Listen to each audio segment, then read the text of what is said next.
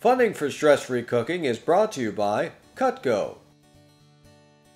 Cutco has been making high-quality products in Olean, New York since 1949. Cutco's straight-edge blades are durable, flexible, and hold a razor-sharp edge. And by Melissa's. Established in 1984, Melissa's World Variety Produce is currently the largest distributor of specialty produce in the United States. You could depend on Melissa's for delivering great quality products in fruits and vegetables. Hi, I'm Barbara Seelig-Brown. Welcome to Stress-Free Cooking. What I want you to do is come home from work, put on your bunny slippers, pour a glass of wine, and cook with me.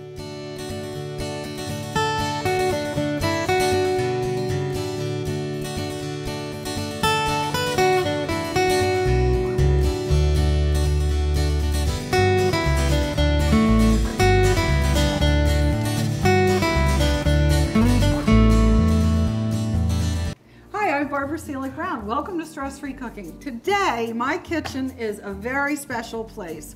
I've not only put on my bunny slippers, and I'm going to pour a glass of wine, or Prosecco, for a very special friend of mine, Val Brzezinski, known as the Dream Friend.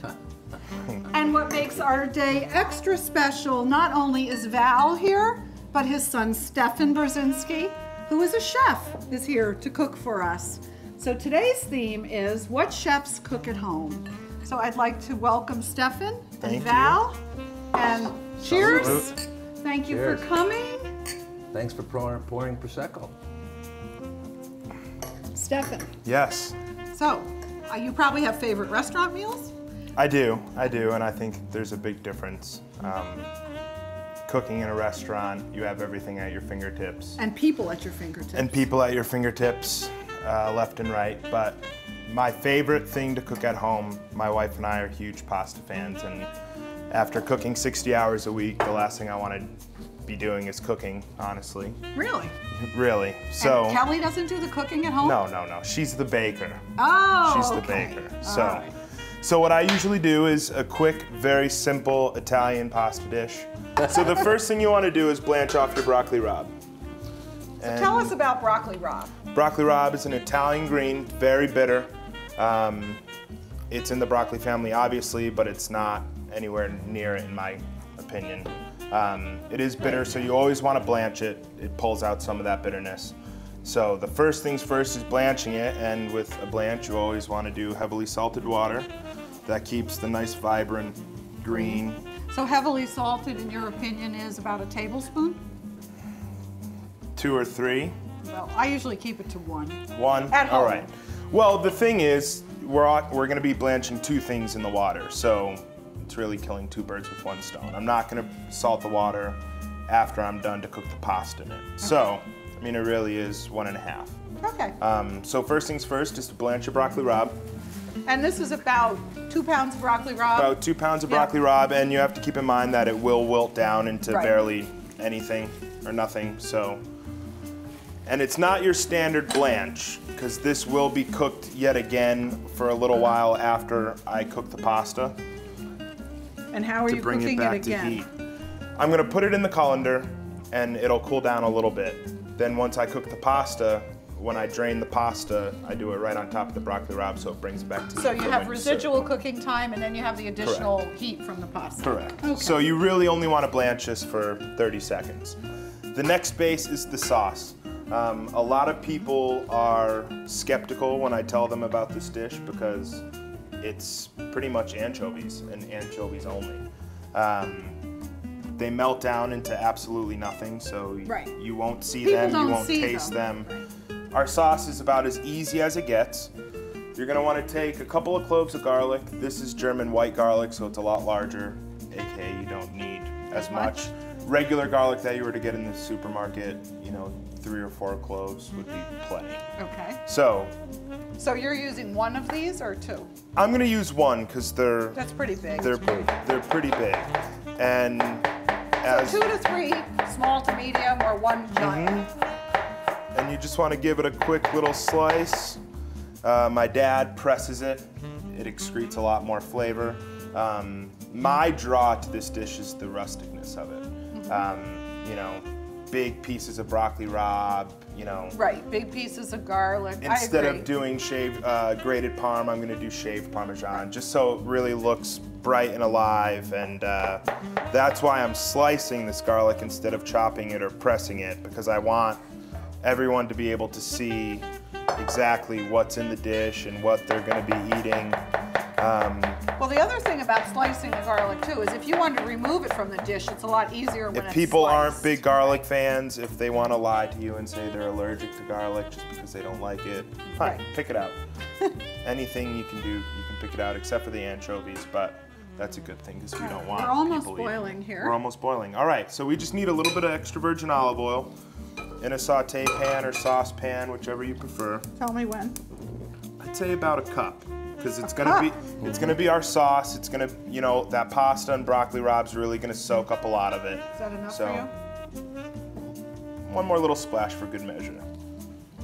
There we go. That'll be perfect. All right, so we're heating up our olive oil. Our water's on the boil, so we can get ready to cook our pasta. This is a pound of pasta. What you want to do is drop it right in, let it soften up until it's nice and al dente. Cardinal rule is we don't overcook pasta in our home, or you're not in the family anymore. Yes, I've So, I've heard this story a few know. times. So while our pasta's cooking, our oil's coming up to heat. And again, you don't ever want to make sure, you never want to make sure that your oil is too hot, because if it is, right when you drop your garlic in, Yeah. it's gonna scorch up. So, we have a clove of massive garlic, 3 or 4 cloves of big garlic. We're chili guys. We like Yes, I things a know. little Crushed spicy. red pepper. Amen. I like it. So we're too. gonna do about Amen. a tablespoon of crushed red pepper. A tablespoon. Cool. That's a lot. Absolutely. You won't taste a thing. You won't Don't worry taste about it. All right, so we're just gonna be stirring that around until the garlic gets a little pink, just barely overcooked or burnt. Right. You know, it's a very, very fine You don't line. want This it to is get too one dark. step that you never want to walk away from the stove, because the second you walk away, the second it's burnt. The garlic looks perfect to me. Yes, it looks good. Again, adding as much flavor as you can. So these are anchovies packed in olive oil. You can get the anchovies packed in salt or olive oil. I prefer, you know, they're salty as it is, so that you don't need it packed in salt. But if you do, you can always rinse them out. So you're gonna just wanna drop your anchovies right on in, and the oil, because that's all flavor as well. And then just stir until literally they dissolve. We're all set. Okay. That's so that it. Sauce is done. Sauce is done. Pasta's almost done. Broccoli rabe's done. Pasta's almost cooked. With the lemon. Again, rustic, pretty, Right. wholesome. What I like to do is add a little bit of lemon zest as a garnish. Oh, okay. So just take a peeler. Just take a couple of strips of lemon zest. That's a great idea. You're gonna drop that in the oil? No, No? I think it would be nice to put the you lemon could. in the oil. Absolutely. Why not? Everything changes Hey, Barb from day to says day. so. You know? So what I'm Barb gonna says do so, is it's for gotta the be. garnish is just do little julienne strips. For the people at home, it's just thin strips of vegetables. In this case, lemon zest, basil, anything you want. Just so it's nice and fine. You don't want people Right. thinking that they're taking a bite out of the Yeah. lemon rind. And lemon rind can be a little tough. at It times. is, but that's why you need to use a peeler. Don't try to do it by hand, because you're gonna get too much of this of the white stuff, Right. and that's where it starts getting Bitter. bitter. The white part is the bitter part. The yellow rind itself is just gonna add a nice brightness, some freshness to the dish, and it's just really gonna be, you know, that thing as us restaurant chefs always look for, that wow factor. Right. That's something An that extra little bit. that extra little Pizzazz. bite that nobody usually does at home, and they're really, you know, a lot of people. That's true. Somebody at home might say, "Oh, I can Yeah. skip that." But a lot of people won't even know what it is. They're gonna, oh, what is that? And they're gonna be curious, and that as a chef is what we strive for, is, you know, that pounce on the palate that everyone wants but can't always get. Well, this is just one extra little thing That's that great. we're gonna put on top to make it nice and fresh. So, what do you think? is it al dente? Can I trust you? It's very, cooking? it's very much al dente. I can tell you that much. All right, let's strain it over the broccoli rabe. Like we said before, that'll bring it back up to temperature. Toss it with the Okay. olive oil, and Go ahead. we're done. All right, so again, going back to less dishes, which makes us all happy. Right. I have one saute pan with our sauce. I had one pot with our broccoli rabe and then our pasta. And then I put it all together and we're gonna serve it right out of that into our bowl. So again, less dishes, less cranky people. So what you do is you just toss the sauce directly on top. No, I'm good, Pops. You're good? Oh, you've got one there. There you go. All right, give it a nice toss. And again, look how much that broccoli rabe cooked down. Yep, looks it great. really is. It cooked down a lot, but you kept that nice green color too. Exactly. Well, that looks great. Let's hope so. Yep, and there's a bowl right over there for you. So we have our beautiful platter that we're gonna serve this nice rustic dish in. Okay, perfect pasta bowl. And really, you're just gonna Scoop it in there. scoop it right on in. Looks beautiful. The colors are gorgeous. Smells like your grandmother's. I hope so. After all the trash talk I've been talking. I don't know. I'm gonna have to audit that lemon. That lemon is a question. But they do grow a lot of lemon in Puglia, so It's you know, appropriate. They say use the ingredients from the area that. Right. Everything should be local, right? Right. There we are. Oh, So it looks beautiful. Now we you have our just- pasta. We have our fresh lemon zest, which we're just gonna sprinkle right on top to make it alive a little bit. And now we're just gonna finish it with some shaved pecorino. Again, you can use grated, but fresh shaved, you really can't beat it. Right, and it always tastes better when you shave it or grate it right at the time you're using it. The wow factor. The wow factor. Freshness, quality, flavor. That looks beautiful. I love doing it that way. Your And Nana that's would it. be proud. Yes. Maybe a little cracked black pepper. Again, Absolutely. Very nice. Right for a thing. nice garnish. Great. All And right. we're all set. We're ready to eat. Well, I will do the honors since you did all the work. Okay. So if you would put a fork on there and pass that to your dad, that would be great. It's audit time. Auditing. Moment of Spoken truth. like a true accountant. There you go. All righty. Can't wait to taste this. Okay. Thank There we you. are. Give it a shot. Bon All right. appetit. Buon appetito. Buon appetito. I love the broccoli rabe. And I'm not the biggest broccoli rabe fan in the world, but that tastes great. You know, blanching it really pulls out a lot of that Yep. bitterness that people are Yep. drawn, you know, away from. And the anchovies, since they're so briny and salty, it really cuts it. And the lemon zest, you know, it brings a little sweetness and What do you think, freshness Dad? that. I have to hand it to the chef. The lemon zest really adds a nice little touch. Good job. Thank you, Stefan. Good job. It was great having you here on Stress Free Cooking. Thank you much. Thank you, Val. It was great having you here as well. I know you know Pleasure. this kitchen well. Pleasure. Oh yeah, I've been around it a few times. Come back and we'll be cooking with another chef friend of mine. So now we have a real treat, second treat of the day. I'm here with my good friend, Chef Joseph Simonera from Taste This TV, and Joe, who is also a wonderful chef and a great TV personality, host of Taste This, is going to show us what he cooks at home. How are you? Good to see you. I'm good, how are you? Excellent. Very hungry.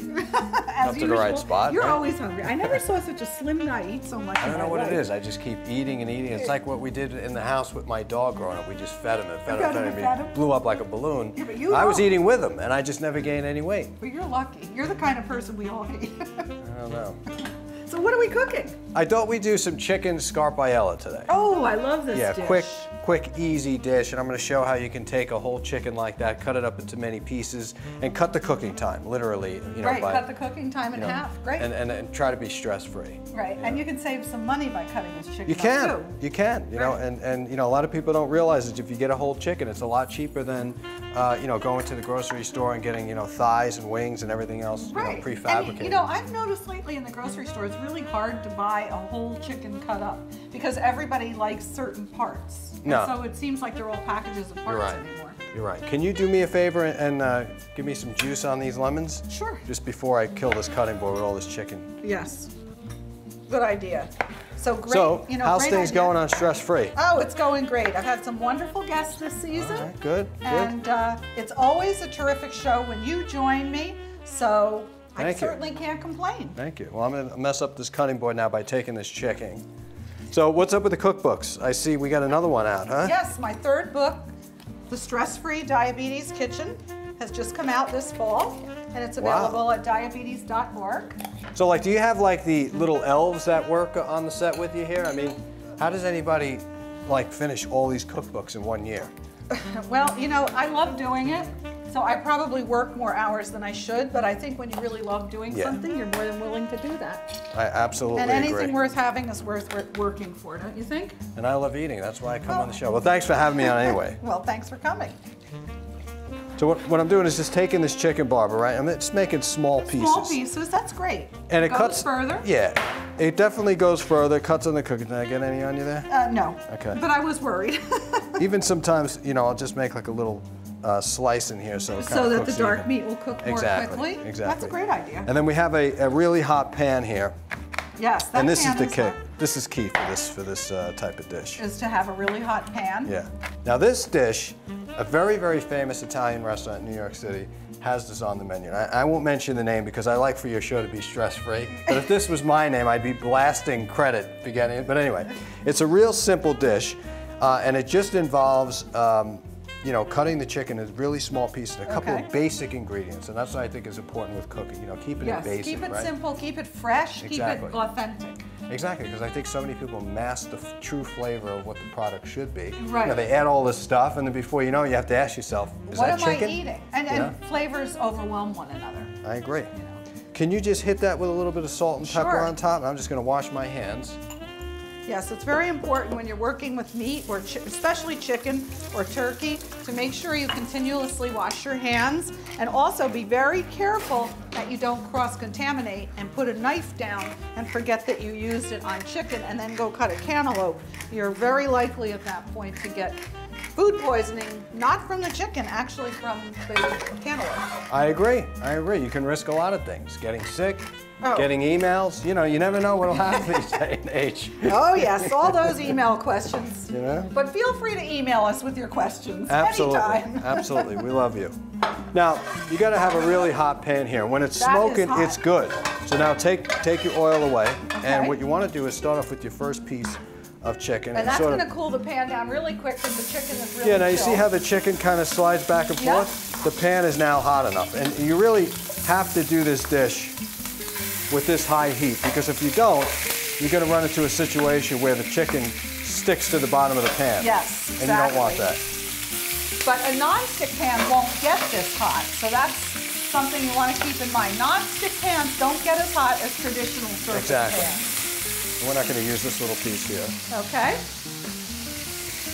I'll take this cutting board out of the way. I'll get it out of the way. You go ahead and finish your dish.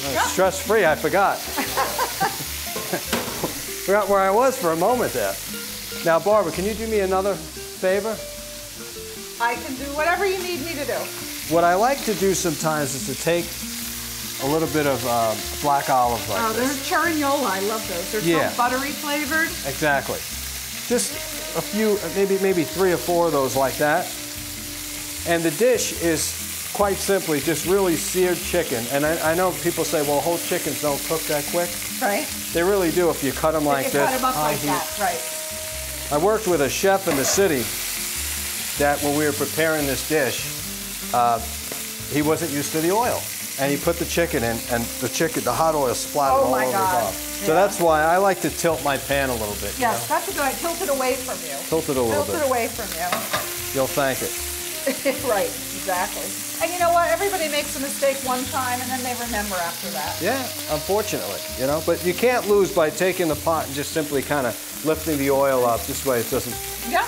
No, that's a great tip for people. If you don't work with hot oil, you're not going to achieve that sear that you're looking for. Right. You know what I mean? And you also cook by sound, and that's the sound you want, that nice sizzle. Exactly right. How are we on the olives? Perfect, thank you. Good? Okay. So now we'll just take this chicken, start to look at it over. It's not nearly where we want it to be. So we've got another couple of minutes. Really crispy. You know what I made last week? I took a whole chicken and cut it in half and butterflied it out and put it on the grill with a brick on top of it. Brick.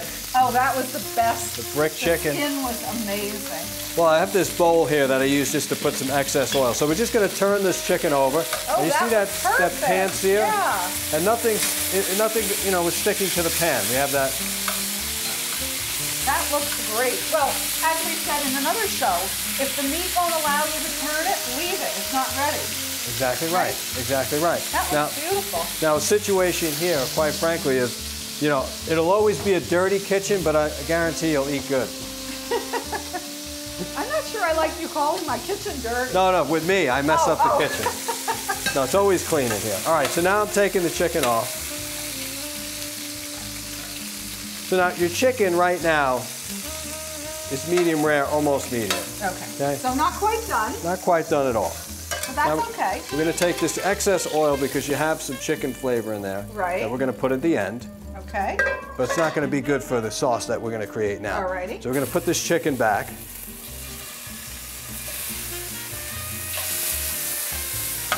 So I see some interesting ingredients here. We've got the olives, the butter, some white wine. Exactly. And is this truffle honey? That is truffle honey. It goes on the very, very, very end. I love truffle. Anything truffle. I never met a truffle I didn't like. Neither did I. But I hear that they're kind of growing them all over the place. They are, but certain producers disagree with that. Yeah, I know. I know.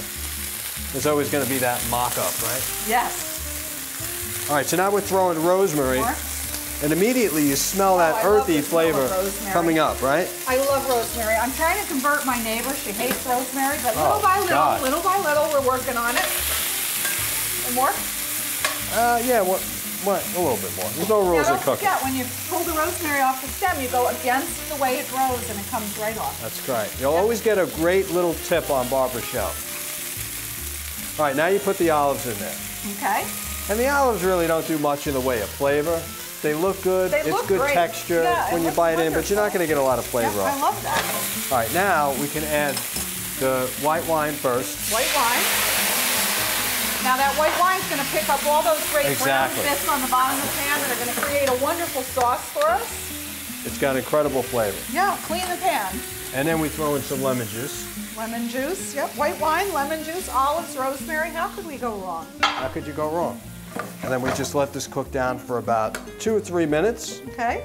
And then we're going to hit it with butter and serve it. A little bit of butter. Yeah, the butter brings it together. It gets it a little bit thicker, creamy texture, and stuff like that. So we just got another minute here. Okay. All right, now you see how this is kind of coming together? Everything is reduced down. Now you throw the butter. Reduced your sauce. It looks great. It just smells so fabulous. Now, probably looking at about a quarter pound of butter in there. Yes. You know, which it'll bring it to life. It'll look really nice. A little less than a stick, but yeah, a quarter pound is usually one stick. And the truffle honey kind of brings it together. Oh, I just can't wait to try it. So we have a plate here.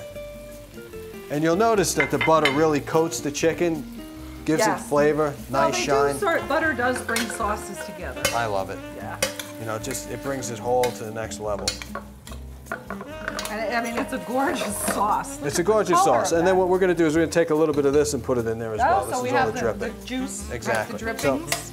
So this can cook down. We could start taking some of the chicken and just placing it down here. Now, a half a chicken would be a normal serving for someone.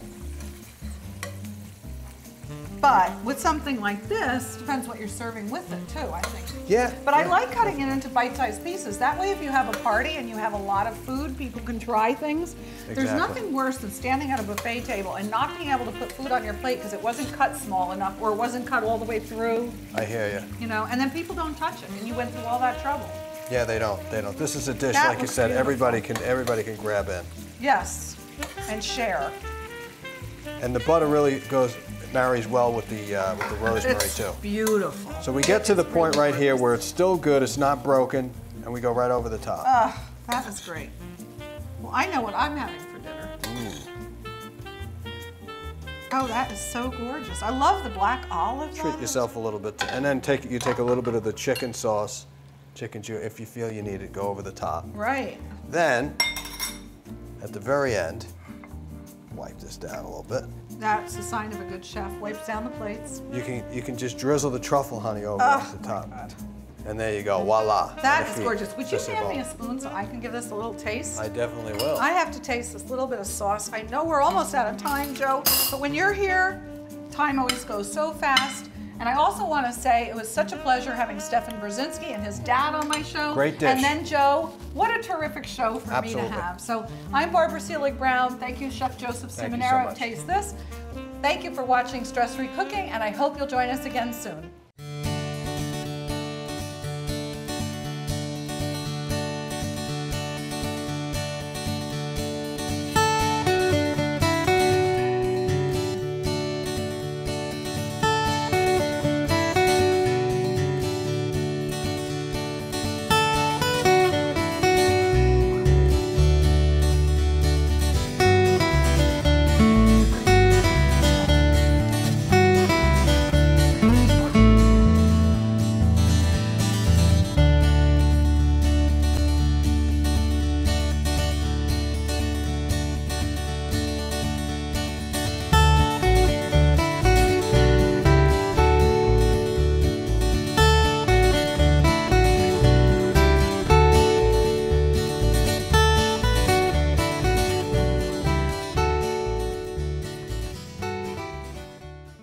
Funding for Stress-Free Cooking is brought to you by Cutco.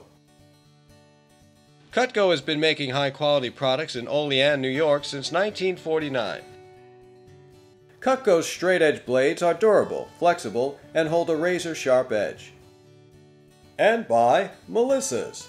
Established in 1984, Melissa's World Variety Produce is currently the largest distributor of specialty produce in the United States. You could depend on Melissa's for delivering great quality products in fruits and vegetables. Enjoy Barbara Seelig-Brown's cookbook as she shows you how to make stress-free dishes in the comfort of your own home. Offer made by Stress Free Cooking for $19.95.